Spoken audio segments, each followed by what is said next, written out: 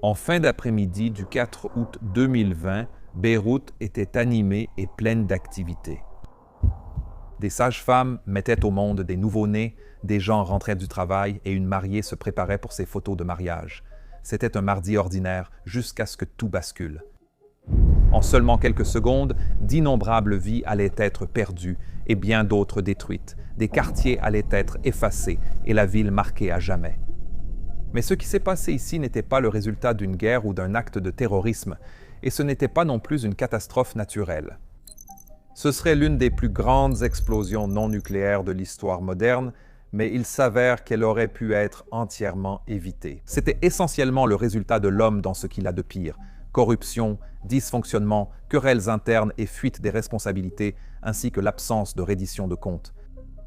Mais pour vraiment comprendre comment le port de Beyrouth s'est transformé en bombe à retardement, il faut remonter plusieurs décennies en arrière et vous raconter une histoire qui a commencé à la fin de la guerre civile au Liban et qui s'est poursuivie jusqu'au début de la pandémie mondiale du COVID-19. Et cet après-midi fatidique du mois d'août.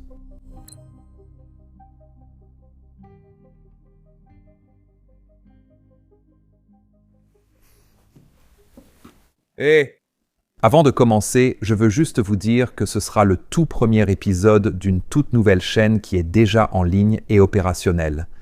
Donc, si vous voulez faire partie des tout premiers abonnés et aussi aider cette chaîne à grandir, vous pouvez y aller tout de suite en utilisant ce lien et regarder la vidéo sur cette chaîne à la place. Sinon, installez-vous et détendez-vous, on commence. Voici le port de Beyrouth, 30 minutes avant l'explosion. C'est l'une des principales artères de la ville et en fait de tout le pays. À l'époque, il traitait la majorité des importations maritimes du pays et ses silos à grains, alors encore intacts, se trouvaient autrefois du côté est du port et avaient la capacité de stocker la plupart des réserves stratégiques de céréales du pays. Gardez cette image en tête. On pourrait considérer ce port comme la bouche du Liban, nourrissant un pays de plus de 5 millions d'habitants, donc le qualifier de vital ne lui rend vraiment pas justice. Vu sa taille, il comprenait un vaste mélange de quais et de différents entrepôts, mais c'est ce bâtiment qui nous intéresse, l'entrepôt 12. C'était un entrepôt portuaire général qui, à l'époque, abritait de grandes quantités de feux d'artifice et d'autres matériaux combustibles, et il était loin d'être correctement équipé pour le stockage de ce type de substances dangereuses et inflammables qui s'y trouvaient. Il y avait très peu, voire aucune sécurité. L'électricité était bricolée de manière improvisée et il n'y avait même pas de détecteur de fumée ni de système d'extinction automatique installé, ce qui est assez incroyable quand on y pense. Tout cela avait suscité des inquiétudes parmi les personnes qui y travaillaient et pour des raisons que nous allons bientôt aborder, rien n'avait été fait. Mais ce qui a finalement transformé cet entrepôt d'un simple danger potentiel en un cauchemar capable de détruire une ville, ce sont les milliers de tonnes de nitrate d'ammonium qui se trouvaient à l'intérieur, s'échappant de sacs éventrés. Cela avait littéralement transformé l'entrepôt 12 en une gigantesque bombe dont la mèche n'attendait plus qu'à être allumée. Le premier incendie a été signalé à 17h40 et à ce jour, la cause exacte fait toujours l'objet de débats. Plus tard, un responsable anonyme de la sécurité a indiqué à plusieurs médias que des étincelles d'une opération de soudage voisine étaient très probablement à l'origine de l'incendie. Et une autre source officielle anonyme a déclaré à l'agence de presse Reuters que l'incendie avait en réalité commencé dans l'entrepôt numéro 9 avant de se propager à l'entrepôt numéro 12. Le FBI, qui finirait par participer à l'enquête, n'a pas non plus pu parvenir à une conclusion définitive sur l'origine de l'incendie. Mais ce que nous savons, c'est qu'à 17h50, cet incendie s'était propagé. Vers 17h54, des vidéos ont circulé en ligne montrant de la fumée s'élevant du coin nord-est de l'entrepôt 12. À ce moment-là, les secours avaient été appelés et une équipe de 9 pompiers et un ambulancier est rapidement arrivée et a commencé à intervenir, sans avoir la moindre idée de l'ampleur réelle du danger auquel ils étaient désormais confrontés. Il n'existe pas de loi mondiale unique pour le stockage du nitrate d'ammonium, mais des normes et recommandations de sécurité sont reconnues internationalement. Et celles-ci recommandent que de grandes quantités de nitrate d'ammonium soient stockées avec de solides mesures de réduction des risques, ainsi que des plans d'urgence qui peuvent et doivent inclure des procédures d'évacuation. Mais aucun plan de ce type n'était en place ici. Aux alentours de 19 heures, l'incendie s'était propagé jusqu'au toit de l'entrepôt 12, assombrissant désormais le ciel d'un inquiétant panache de fumée noire. Et cette fumée avait aussi une étrange teinte ocre, indiquant la présence d'un certain produit chimique alimentant l'incendie. En tant qu'ancien pompier d'aéroport, je peux vous dire qu'on peut apprendre beaucoup rien qu'en observant la fumée. La fumée noire signifie la présence de beaucoup de matière non brûlée, et c'est ce que l'on observe généralement lors d'un incendie de carburant ou d'une maison dans les premiers stades d'un incendie. Une fumée plus blanche signifie normalement la présence de vapeur d'eau, comme lorsque les pompiers sont arrivés, mais toute autre couleur étrange est souvent le signe de produits chimiques et doit être traitée avec une grande prudence. À ce stade, il y avait très peu de choses que les gens dans la rue et dans les bâtiments autour pouvaient faire. Ils ne pouvaient qu'observer, et certains ont également sorti leur téléphone pour filmer la scène. L'incendie était visible de très loin, et ceux qui se tenaient derrière leurs fenêtres dans les bureaux et les appartements pensaient probablement qu'ils étaient en sécurité là-bas. Mais ils étaient loin de se douter à quel point ils se trompaient. Ces fenêtres allèrent bientôt se transformer en des milliers d'éclats projetés droit sur eux comme des missiles. Et c'est aussi à ce moment-là que certaines personnes ont commencé à réaliser qu'il ne s'agissait probablement pas d'un incendie ordinaire. Au-delà de la couleur de la fumée, la raison était qu'à 18h05, la fumée avait aussi commencé à crépiter. De petites pointes de lumière dansaient maintenant à travers la partie la plus sombre du panache, provenant très probablement des feux d'artifice qui avaient été stockés dans l'entrepôt numéro 12. Mais ce que personne ne comprenait, c'est qu'au-delà de ces feux d'artifice, un autre processus dévastateur impliquant chaleur, pression et décomposition chimique venait d'atteindre un point critique. Et puis, c'était l'une des plus grandes explosions non nucléaires de l'histoire de l'humanité, et elle a complètement déchiré Beyrouth. Comme je l'ai dit, c'était la détonation finale d'une charge dont la mèche avait été allumée il y a plus de 70 ans. Une mèche faite de bureaucratie, un système conçu pour retarder la prise de responsabilité, ignorer les avertissements et laisser des dangers connus en place sans y toucher. Mais avant de vous expliquer comment cela a été possible, arrêtons-nous un instant pour expliquer exactement ce qu'est le nitrate d'ammonium et pourquoi il devient si dangereux lorsqu'il est exposé à la chaleur, surtout s'il est confiné ou contaminé. Ou comme dans ce cas, tout ce qui précède. Voici le nitrate d'ammonium, souvent abrégé simplement en AN. Composé de petits granulés cristallins, c'est un sel, mais pas du genre que vous trouverez sur votre table. Il est produit en neutralisant l'acide nitrique avec de l'ammoniac avant d'être séché puis transformé en granulés. Et le composé obtenu, NH4NO3, est souvent décrit comme une sorte de batterie d'azote, une manière compacte et efficace de stocker l'azote pour le transport et une utilisation ultérieure. En agriculture, c'est un engrais très apprécié car il fournit de l'azote sous deux formes, ammonium et nitrate. Les potagers, les champs de foin et les pâturages l'adorent tous et ce produit est littéralement partout, avec des dizaines de millions de tonnes produites chaque année dans le monde entier. Mais ne vous inquiétez pas, les ports et les silos n'explosent pas partout dans le monde, car sous cette forme granulaire, il est en réalité relativement stable, à condition d'être stocké et manipulé correctement. Et sous cette forme, il est également utilisé en toute sécurité chaque jour. Mais cette stabilité a tout de même ses limites. S'il est exposé à une chaleur intense, en particulier en grande quantité dans des espaces confinés, ou s'il est contaminé, le nitrate d'ammonium peut devenir extrêmement dangereux. Il est officiellement classé comme un comburant, ce qui signifie qu'il n'agit pas comme un carburant à la manière des matériaux inflammables. Au lieu de cela, lorsqu'il est chauffé, il peut libérer de l'oxygène et d'autres gaz réactifs qui font que les matériaux combustibles à proximité s'enflamment plus facilement et brûlent beaucoup plus intensément. Mais ensuite, si la chaleur est suffisamment élevée, le nitrate d'ammonium commence également à se décomposer chimiquement et cette décomposition produit de grands volumes de gaz chauds, notamment de la vapeur d'eau et des gaz à base d'azote, et ce processus libère de la chaleur supplémentaire, alimentant encore davantage la décomposition. Ainsi, dans les bonnes conditions, la réaction peut rapidement s'accélérer et devenir incontrôlable. Les contaminants, tels que la poussière, les emballages ou d'autres résidus, augmentent encore le risque puisqu'ils ajoutent du combustible supplémentaire, ce qui réduit l'énergie nécessaire pour initier le processus et accélère la réaction. Alors, que se passerait-il si une réserve de nitrate d'ammonium se retrouvait dans un foyer d'incendie à l'intérieur d'un bâtiment? Eh bien, à mesure que la température s'élève vers le point de fusion du nitrate d'ammonium, soit environ 170 degrés Celsius, les granulés solides commenceront à fondre pour devenir un liquide transparent. Et lorsque la température continue d'augmenter, il commencera à se décomposer de plus en plus rapidement. Cela produira alors de grands volumes de gaz chaud en un temps très court. Et si cela se produit dans un espace ouvert, ces gaz vont simplement se dilater et se dissiper. Mais dans un environnement confiné et restreint, comme un entrepôt par exemple, cela va au contraire provoquer une montée de pression violente. Normalement, cette réaction serait lente, mais si assez de matière est chauffée simultanément, le processus peut devenir incontrôlable. Même une petite quantité de nitrate d'ammonium solide peut libérer un grand volume de gaz chaud lorsqu'il se décompose de cette manière et lorsqu'il est confiné, cela produit une puissante onde de choc ressentie comme une énorme explosion.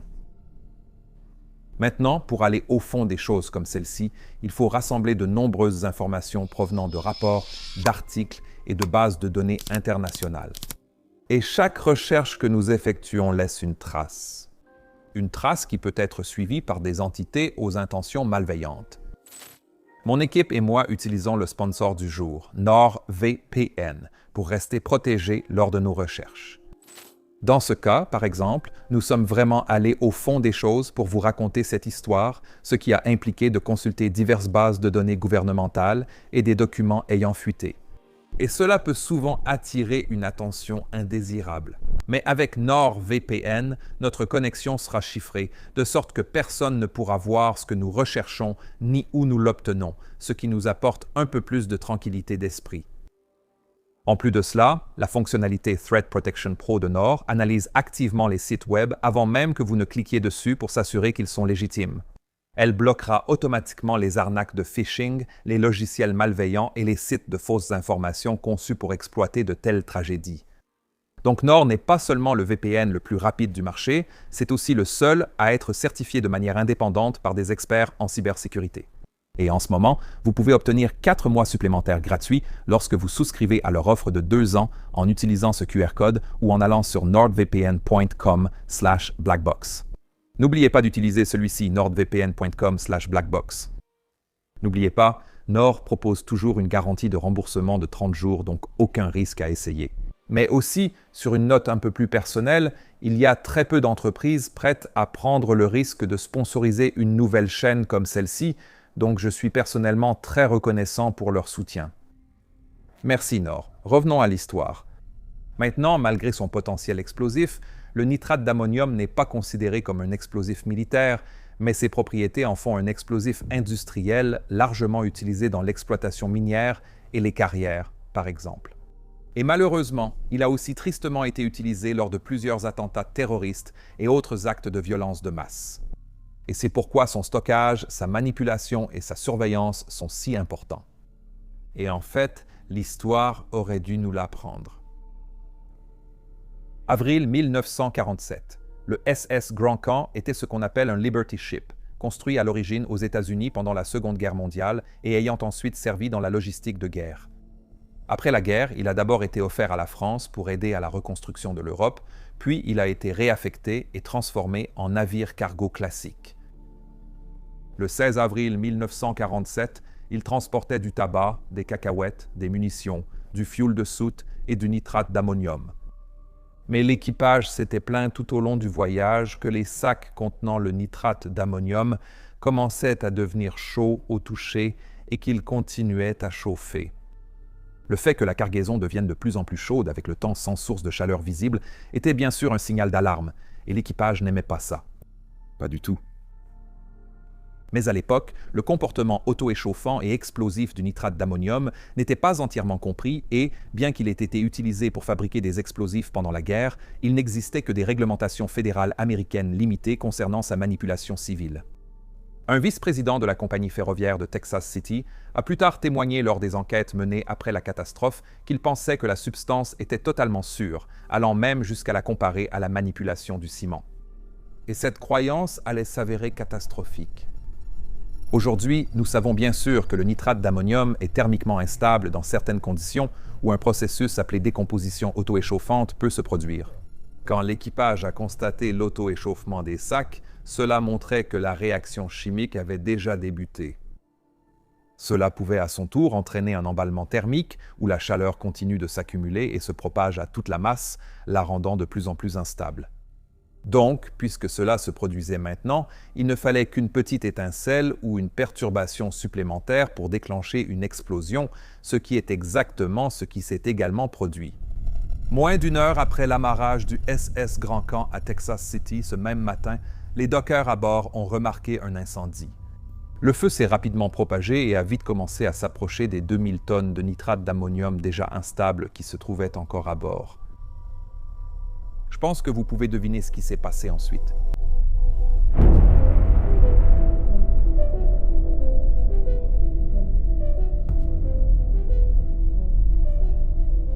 À 9h12, le SS Grand Camp a explosé. Ces images ne viennent pas de Beyrouth en 2020, non. Elles proviennent de Texas City en 1947, bien que les dégâts soient remarquablement similaires en termes d'ampleur. L'explosion a créé un tsunami, estimé à plusieurs mètres de hauteur, qui a immédiatement inondé la zone environnante.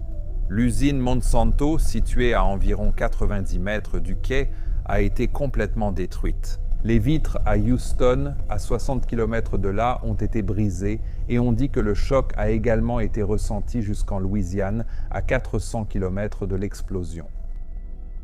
Finalement, l'armée américaine a été envoyée pour aider à gérer les conséquences de la catastrophe où 581 personnes avaient finalement été tuées et plus de 5000 blessés. La catastrophe du port du Texas en 1947 a accéléré la réglementation nationale du nitrate d'ammonium aux États-Unis et a également influencé indirectement les normes internationales qui ont émergé par la suite.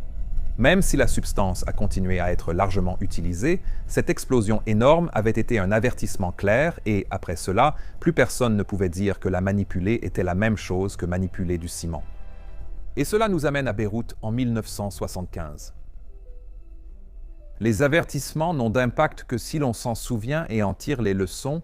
Or, au Liban, à cette époque, les conditions se mettaient discrètement en place pour que l'histoire se répète. Lorsque les phalangistes ont attaqué un bus transportant des Palestiniens vers un camp de réfugiés à Tel al-Zatar, en périphérie de Beyrouth, le 13 avril 1975, les tensions ont finalement explosé.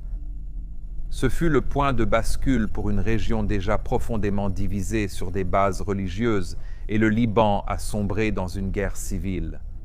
Une guerre qui allait durer 15 longues années. Pendant cette guerre, Beyrouth était plus ou moins divisée par une ligne verte, avec à l'ouest Beyrouth musulmane et à l'est Beyrouth chrétienne. Le pays était alors gouverné selon un système de partage du pouvoir appelé le Pacte national. Formé par le président Bijara El-Khouri et le premier ministre Riyad El-Sol en 1943, le Pacte national était un accord non écrit qui attribuait les plus hauts postes du gouvernement à des confessions religieuses spécifiques.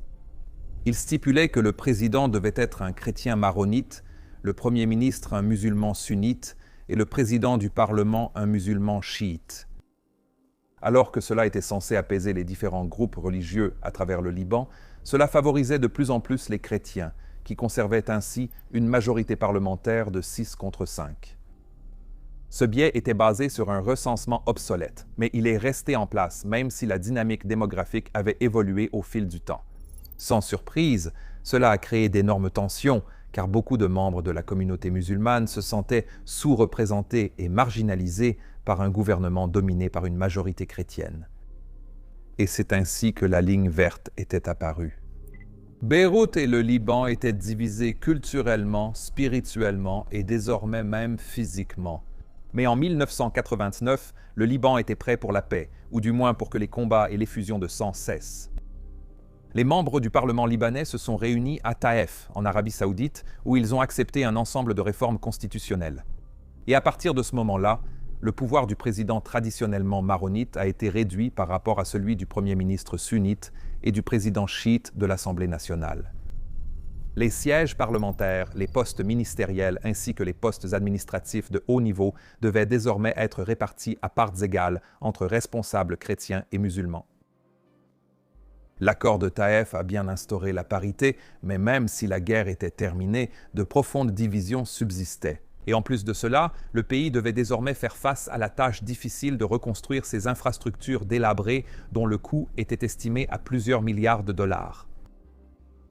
Comme la Constitution visait à équilibrer le pouvoir entre chrétiens et musulmans, il est vite devenu habituel que les 18 confessions religieuses du pays soient représentées au sein du gouvernement, de l'armée et de la fonction publique. Les sièges au Parlement étaient répartis entre chrétiens et musulmans, puis divisés proportionnellement entre les différentes confessions au sein de chaque religion. Tous les emplois du secteur public et les postes gouvernementaux étaient également répartis de manière similaire, et il y avait de très nombreux sous-groupes et communautés religieuses à prendre en compte. Le pouvoir était partagé, mais avec cela, la responsabilité est devenue de plus en plus diffuse, paralysant les institutions et permettant à la corruption de prospérer.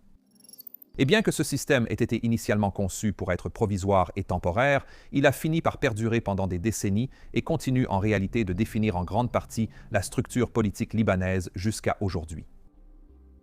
Voilà donc le contexte, et à mesure que le pays s'approchait de 2020, de plus en plus de problèmes ont commencé à se manifester, dont beaucoup étaient directement causés ou aggravés par ce système.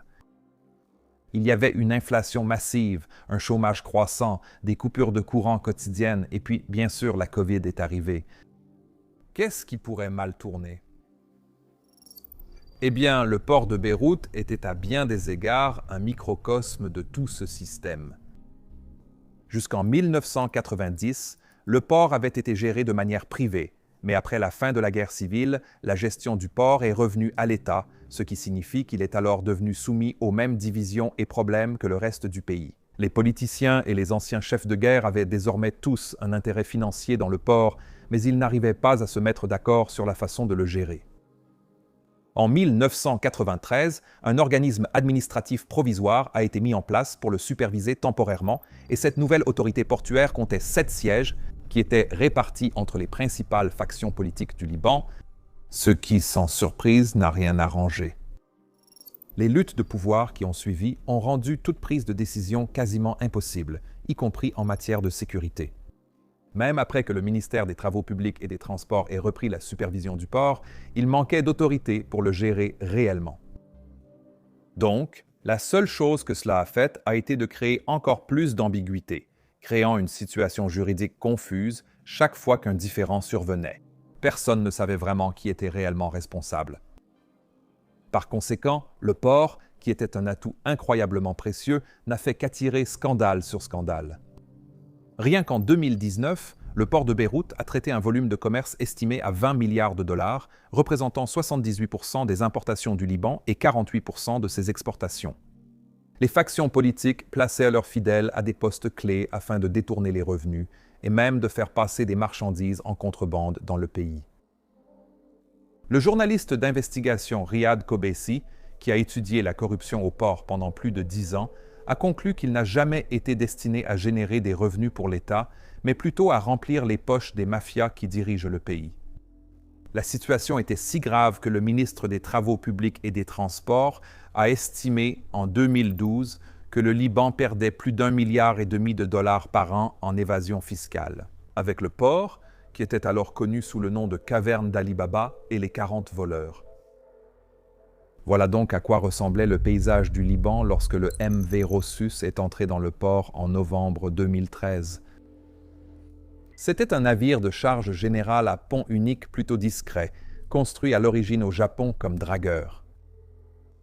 Maintenant, je vais essayer d'expliquer comment l'histoire de ce navire a ensuite été rapportée dans les médias, alors soyez patients car les choses vont devenir assez compliquées. Il existe pas mal de rapports contradictoires, alors examinons quelques-uns des scénarios possibles. On disait que le Rossus appartenait à l'homme d'affaires russe Igor Grechouchkine et qu'il transportait du nitrate d'ammonium du fabricant d'engrais géorgien Roustavi Azot vers Fabrica de Explosivos de Mozambique, qui était, comme vous l'aurez deviné, un fabricant d'explosifs. Apparemment, Savaru Limited, une société de négoce de produits chimiques basée au Royaume-Uni, avait acheté le nitrate d'ammonium en Géorgie et il avait été demandé au Rosus de s'arrêter au port de Beyrouth pour récupérer du matériel sismique supplémentaire à livrer en Jordanie avant de poursuivre son voyage vers le Mozambique. Cependant, après plusieurs enquêtes, rien de tout cela n'était peut-être réellement vrai. Au fur et à mesure de l'enquête, l'histoire s'effondrait et presque tous les éléments concernant le navire étaient remis en cause. Les registres de propriété étaient contradictoires. Le trajet du navire changeait d'un récit à l'autre et sa mission déclarée devenait de plus en plus vague au fil du temps. Au final, les autorités ont eu du mal à vérifier même les faits les plus élémentaires concernant ce que faisait le Rosus ou pour qui il travaillait. Absolument rien n'était clair. Certaines informations soutenaient l'affirmation selon laquelle le Rosus avait été contraint d'entrer dans le port de Beyrouth en raison de ses problèmes mécaniques et de moteur, tandis que d'autres affirmaient que c'était parce que Grechushkin n'avait pas assez d'argent pour payer le passage par le canal de Suez. Et peut-être que c'était un peu des deux. Le commandant de bord du navire, Boris Prokofiev, a ensuite affirmé que le propriétaire du Rosus lui avait ordonné de s'arrêter à Beyrouth et de prendre une cargaison supplémentaire afin de payer ce passage. Et si cela était vrai, il s'avérerait bientôt que récupérer une cargaison supplémentaire n'était pas très facile pour le Rosus. Vous voyez, le navire n'était pas un navire roulier et il était terriblement mal équipé pour cette tâche. Quand l'équipage a tenté de charger la cargaison, les trappes au-dessus du nitrate d'ammonium se seraient déformées, car le navire transportait déjà plus de poids qu'il n'était autorisé à en transporter. Alors que des questions émergent sur qui possédait ou contrôlait réellement le Rosus, le journaliste d'investigation Firas Houtoum a affirmé avoir découvert que la société ayant acheté le nitrate d'ammonium n'était peut-être guère plus qu'une société écran.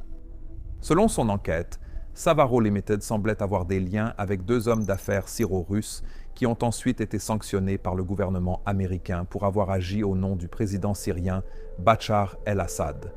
Un autre nom qui est apparu est Chadalambos Manoli, un homme d'affaires basé à Chypre qui avait des liens avec la FBME Bank, qui était à son tour une institution financière. Il a ensuite été accusé par les autorités américaines d'avoir facilité des transactions illicites, notamment des opérations liées au gouvernement syrien et au Hezbollah.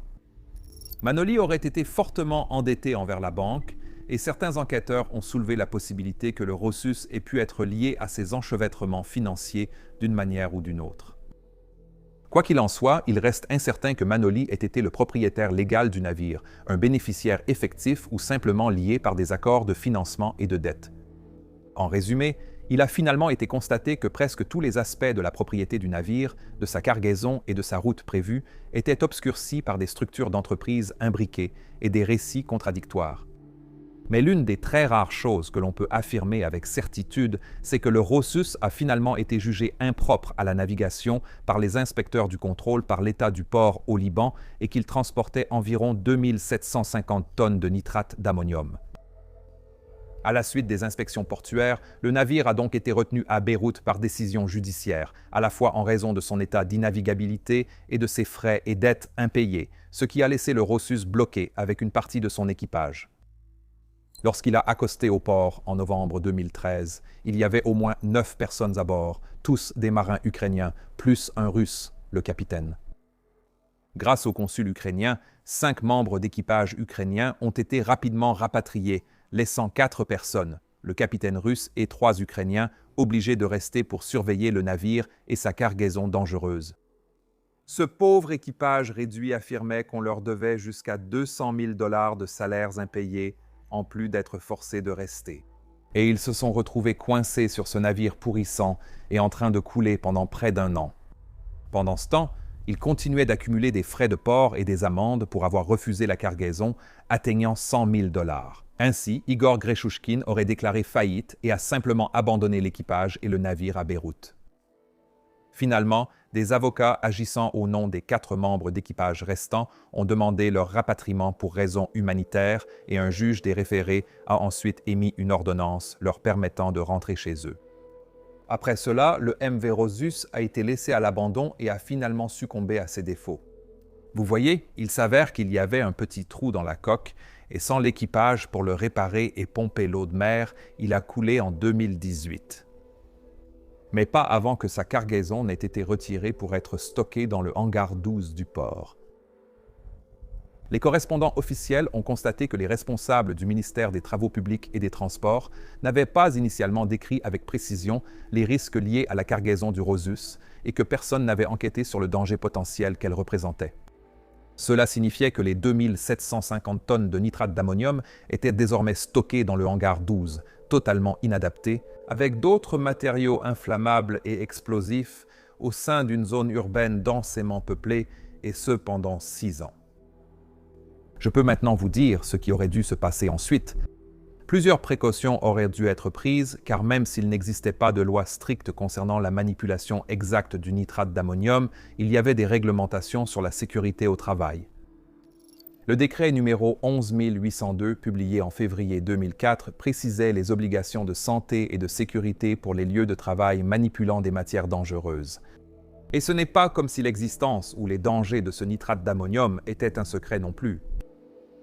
L'autorité portuaire savait que le nitrate d'ammonium était stocké à cet endroit, elle savait aussi à quel point il était mal entreposé et exactement à quel point il pouvait être dangereux. Donc, dans un cas comme celui-ci, des spécialistes auraient dû être appelés pour réaliser une évaluation des risques détaillés et techniques. Des mesures de contrôle provisoire standards, telles que surveillance quotidienne, veille incendie et signalisation claire, auraient dû être appliquées jusqu'à ce qu'une solution permanente soit trouvée. Et enfin, le nitrate d'ammonium aurait dû être transporté ou réexporté vers un endroit plus sûr. Il n'y a donc aucune excuse pour avoir permis qu'il reste dans des sacs en décomposition dans un entrepôt rempli de feux d'artifice, si près d'un centre urbain. Ceux d'entre vous qui connaissent mon travail sur Mentor Pilot, notre autre chaîne, sauront ce qu'est le modèle du fromage suisse. Dans ce modèle, la sécurité est représentée comme étant garantie par plusieurs barrières de sécurité, telles que les réglementations nationales et d'entreprise, les procédures et la conduite personnelle. Chacune de ces couches présente de petits trous, comme le fromage, et ce n'est que lorsque ces trous s'alignent tous qu'un accident peut se produire. Mais dans ce cas, ces barrières semblaient être principalement des trous.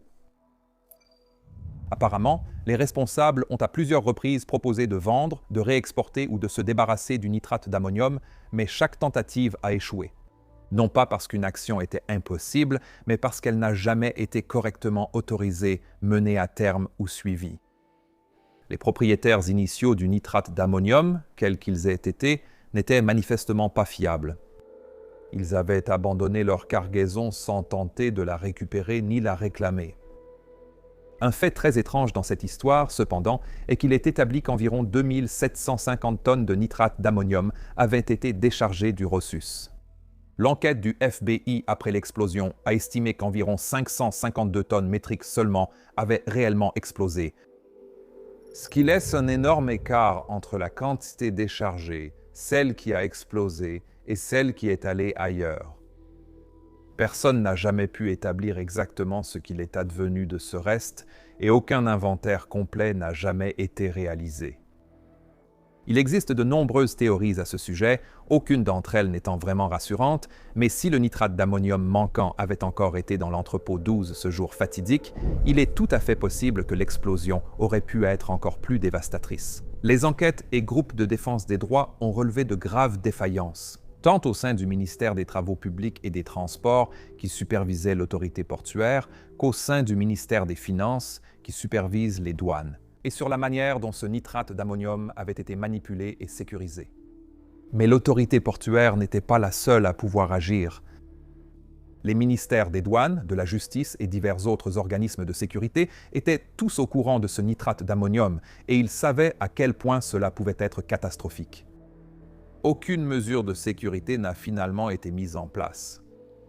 En fait, lorsque la cargaison a été déchargée en 2014, le chef du service du manifeste au port a envoyé une lettre à son supérieur, le chef du service du port de Beyrouth.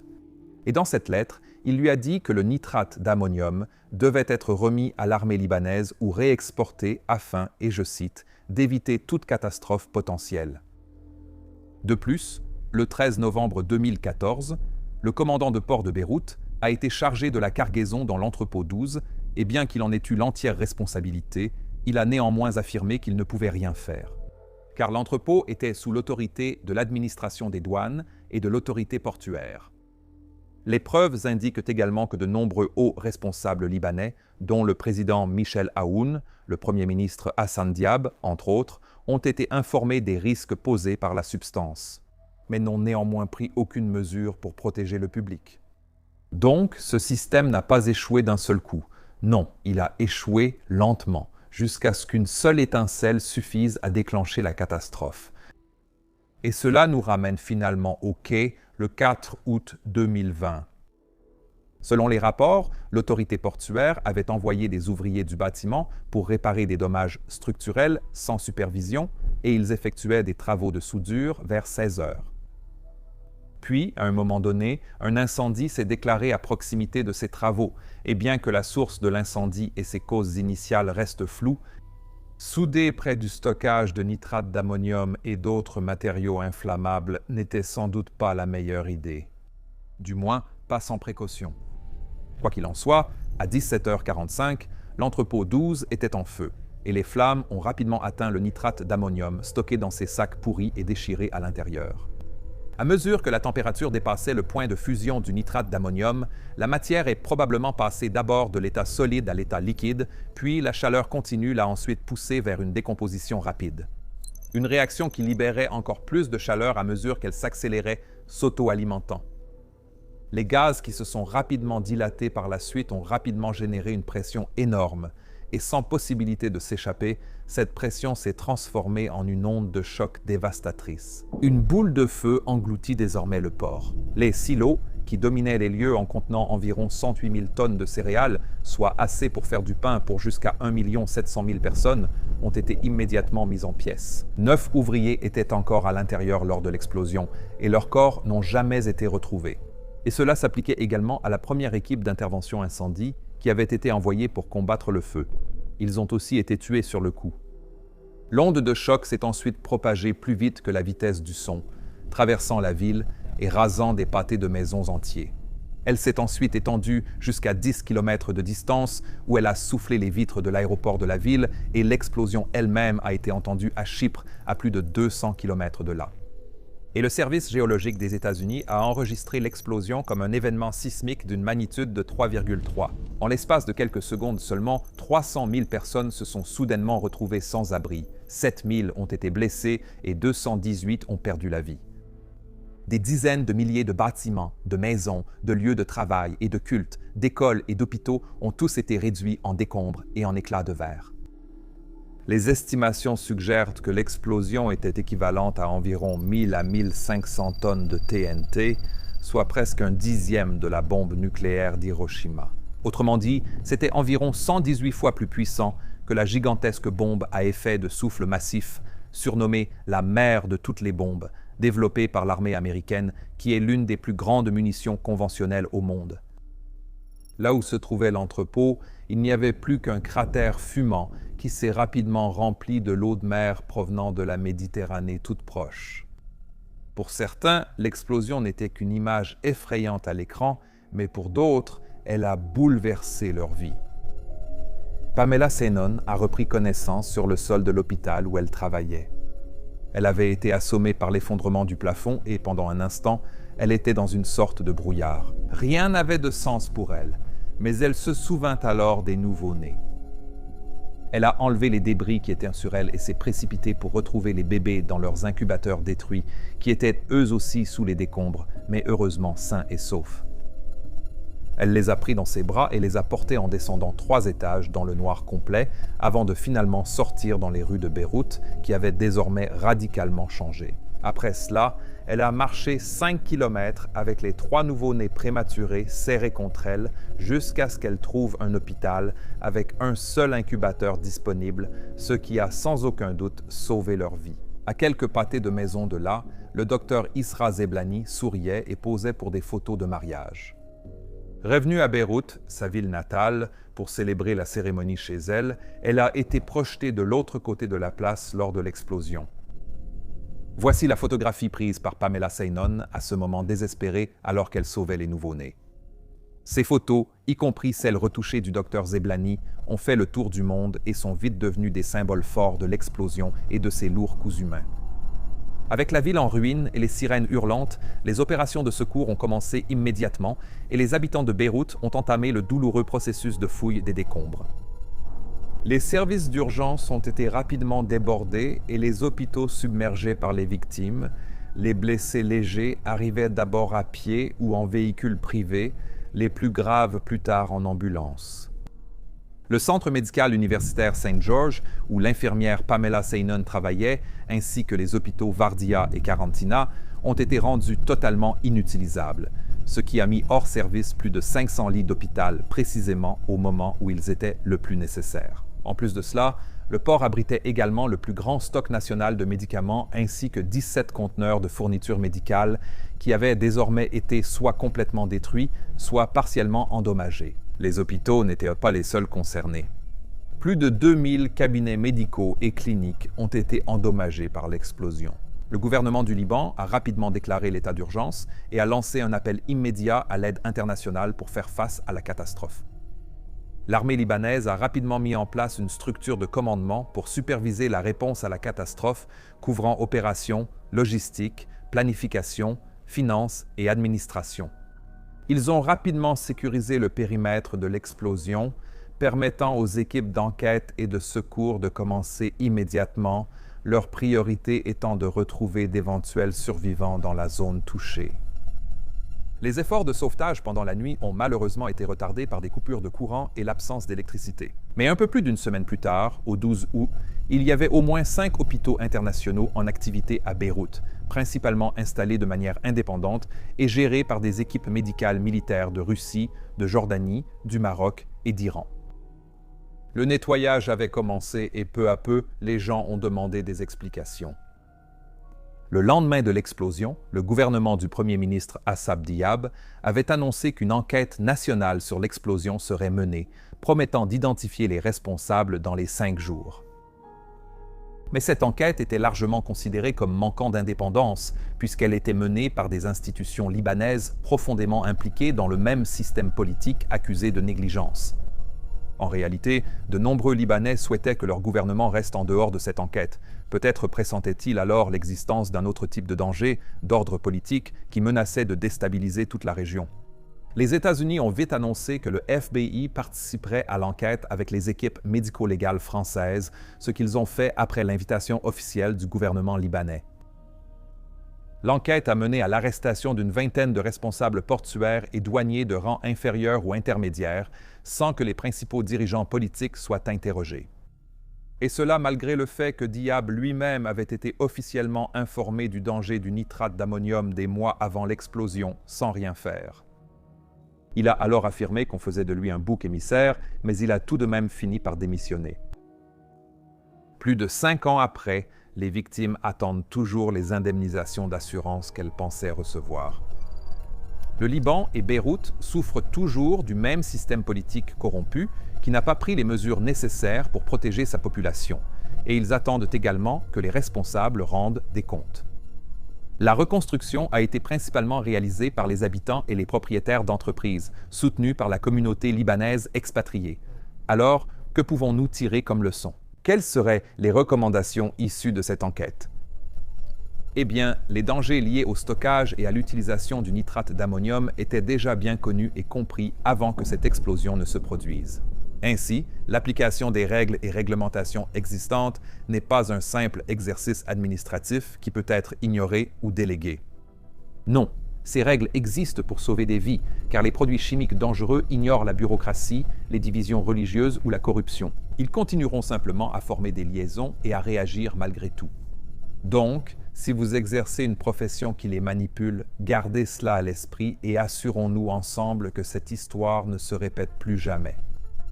Ceci était donc le tout premier épisode de ma nouvelle chaîne, Black Box, où nous utiliserons la même philosophie et un format similaire à celui de Mentour Pilote pour raconter des histoires d'autres accidents et incidents issus de tous les horizons. Nous avons publié cette vidéo ici sur Mentour Pilot juste pour vous donner un aperçu de ce qui vous attend, mais pour voir la suite, il vous faudra aller sur Black Box et vous y abonner, car le prochain épisode sera diffusé le jeudi 9 avril. Ou si vous voulez le voir dès maintenant, il est déjà disponible pour nos membres Patreon. Il vous suffit donc de scanner ce QR code ou d'aller sur patreon.com/join/mentourpilot pour le regarder. Voici un aperçu rapide.